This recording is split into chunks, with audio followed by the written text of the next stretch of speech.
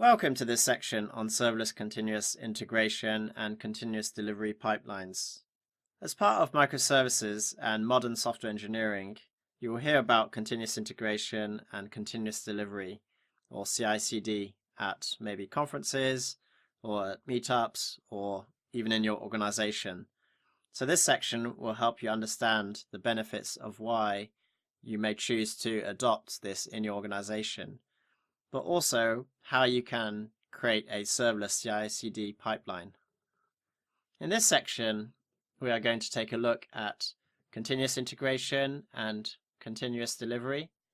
Then we will talk about setting up serverless continuous integration and continuous delivery in AWS. Then we will cover the different components that you need for CI/CD.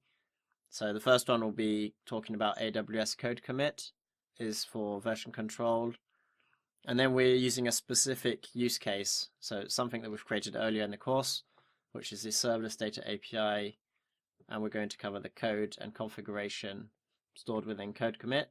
And then we'll use AWS code build for actually building and testing the Serverless Data API stack. Then we'll use code pipeline to actually orchestrate and actually create the CI/CD pipeline of the same Serverless Data API stack. And finally, sometimes your teams already have a CI/CD pipeline, so I'll talk about how you can also create a serverless data API stack or CI/CD pipeline using other CI/CD solutions. Welcome to this video on continuous integration and continuous delivery. So I'll share my experience of CI/CD, but going into full depth would cover an entire book or even an entire course. So for this video, I've chosen to provide the most important and useful areas I think you should be aware of. In this video, we're going to take a look at why it's really important to automate your software delivery. And then we'll look at different ways of doing that. So the first one we'll look at is continuous integration. Then we'll talk about continuous delivery and then continuous deployment. And then we're going to compare all three approaches, so continuous integration, continuous delivery, and continuous deployment. So in the past, before continuous integration, software was often built in development in large packaged software. So only after extensive testing and sign-off would it be delivered into a production environment. Sometimes this would be done manually and done by different teams. So any issues that would be found later on in production would mean that the issues would have to be raised and sent back to the development teams and go onto their backlog for fixes. So there'd be a lot of cross-communication on issues. This meant that the software delivery cycle was very long, the feature releases was a big organized event, and feedback loops were very slow, leading to frustration for the business, for the end users, and even the technical staff involved in the development. With the CI automation and agile development, product features are deployed to production in small releases more frequently and with less effort, adding the value to the business much more quickly, but also narrowing the feedback cycle and reducing the risks by not having to rely on humans to follow correct steps for each release, for example. So first, let's have a look at the older manual test, build, and deployment flows, which you might still see in some organizations. So first, you have human errors which can get introduced in terms of time and effort involved in deployment processes. This could be a specialized administrator following a set of steps in a document, where they apply sometimes their judgment maybe, or user experience when documentation is incomplete.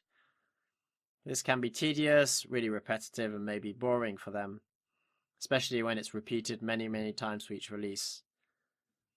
And it's also led to a situation that I remember where organizations actually fear updating or releasing a product due to issues they encountered after the last release, and may over time work on fixing things or even working on weekends trying to get it to work.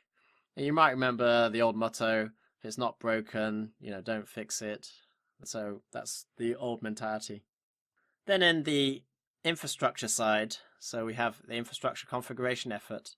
It's easy to replicate configuration in the repeatable fashion for different environments, for example. So administrator would have to manually tweak a box in production to fix something, and maybe they would have to do that in a sequence for each release.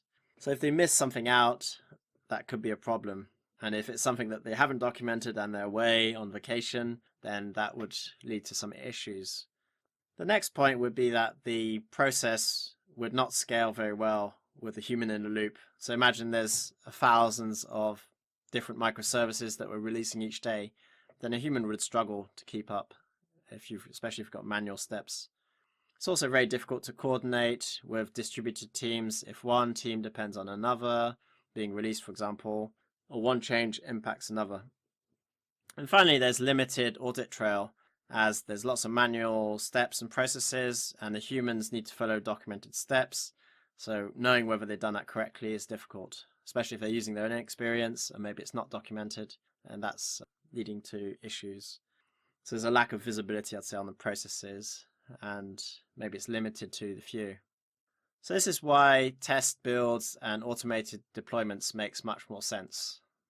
So first, you reduce the human errors and repetitive tasks as the deployment configuration is done once, and product teams can deploy their services at the press of a button. So with the infrastructure as a code, you only need to create environments once using the configuration and maybe make some tiny tweaks for the scripts for different environments. But ideally, what you want to do is spin up the production environment within minutes and without any manual steps involved. Using automated build, test, and deploy is scalable, both in time and resources, as your developers have more control over the releases and there's no human bottleneck slowing down the release processes. Administrators and DevOps teams can now focus on more high-value, complex, and maybe exciting tasks than spending a lot of time releasing products and services endlessly. Automated test, build, and deployments are well suited for working in distributed teams, as each development team now has the independence to quickly and independently deploy their services. You've got the automated testing to ensure that everything's correct before it hits production, so that works quite well. And finally, the audit trail is built into the automation. Actually, all teams can actually view a status of what's been deployed in the pipeline for each service, and this is something that makes it much more open to sharing experience and collaboration too. So through automation, you can streamline your build, test, release cycle to have an ongoing and reliable continuous delivery of your product. Okay, so now let's look at continuous integration. So in continuous integration, code builds are triggered upon the commits automatically, which removes some of the human effort. One of the big advantages is that merging smaller changes back into the main branch frequently can actually help you reduce the branch merging scenarios, which need otherwise where you need to be really careful and you need to be coordinated, and you probably need extensive review as you're merging the code. So this is helped by running the integration and merging of the long-lived branches in smaller units. So through the build and running of automated tests, some errors can be caught very early and fixed quickly by the developers. The typical thing you might hear is that some developers have broken the build. This means that some of the code they just checked in has some issues and the developers can look at it immediately almost. And the good thing is no other teams need to tell them it's something that they're aware of quite quickly. So this is all done thanks to automating the running of the test suites. Identifying the issues early is good, as it means it will not be deployed into production, which will have impacted the user experience or the cost, security even, or the performance. So really the focus of continuous integration is to have automated testing to detect any issues early on. Continuous delivery is an extension of continuous integration. The release of changes is done quickly and with minimum effort. There's no need to spend days preparing or scheduling the releases anymore. You can basically release to production with a button. That effectively removes a lot of the burden for the administrators to take manual steps or follow like a list of documented procedures that needs to be done, otherwise it won't work. But you still have the human in the loop, or the security of having someone to make the final decision on whether to release into production or not. And they can also, once it's released, they can also look at if things are not working, so they can just revert the changes, which is really useful to have. The releases can be daily, weekly, but they're always done usually in small batches. Again, it fits in with the microservices idea. You're releasing code around the microservice. So releasing more often reduces risk. It accelerates the feedback loop by encouraging almost faster feature releases per iteration. When you think about it, ultimately, you want to make the users and the business happy. So releasing faster helps you do that. So it's really about software development. The time to product, or the time when your product is not released, is time when you're not generating revenue or adding value to the organization. So it does make sense to actually accelerate all of that. However, it's important to think about feature releases or minimum viable products that would work for the end users. Developers also need to ramp up on their testing culture and make sure that they can increase their code coverage.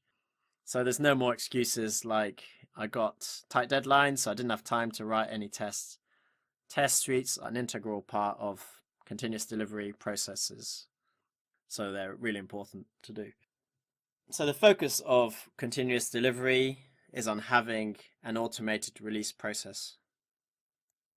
So taking it one step further than continuous delivery is continuous deployment, where there's no human intervention at all, pauses in the release or scheduled release days. Everything is automated, and deployment pipelines are triggered automatically for every code change. All the code that passes through the rigorous checks and tests is released into production. So overall, I'd say this leads to a much faster feedback loop for the features and product releases. So sometimes some teams are faster than others, so you have to wait for other teams to complete the releases to product. And this is where you use feature flags or feature toggles. So feature toggles are important as they allow you to turn on and off different behaviors without actually changing your code.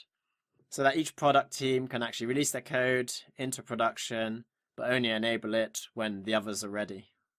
Again, it's about not slowing down the velocity, I'd say.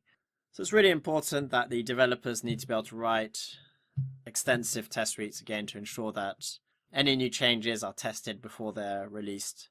So you could think unit testing, which are required, but there's also lots of other tests that will be required, such as the UI tests, load testing, integration tests, API reliability tests, acceptance tests, and maybe smoke tests, and there's many others. Can also be tested using what's known as canary releases, where you can toggle features also on and off. So for example, you could show a subset of your users, maybe 10% of the traffic, the new feature, and the remaining 90% of the users are seeing the old release. So alternatively, you can use A/B tests, which compare two groups, with the test group as the new product and the control group with the existing products. So this can help you measure product performance, but also revenue or engagement, for example.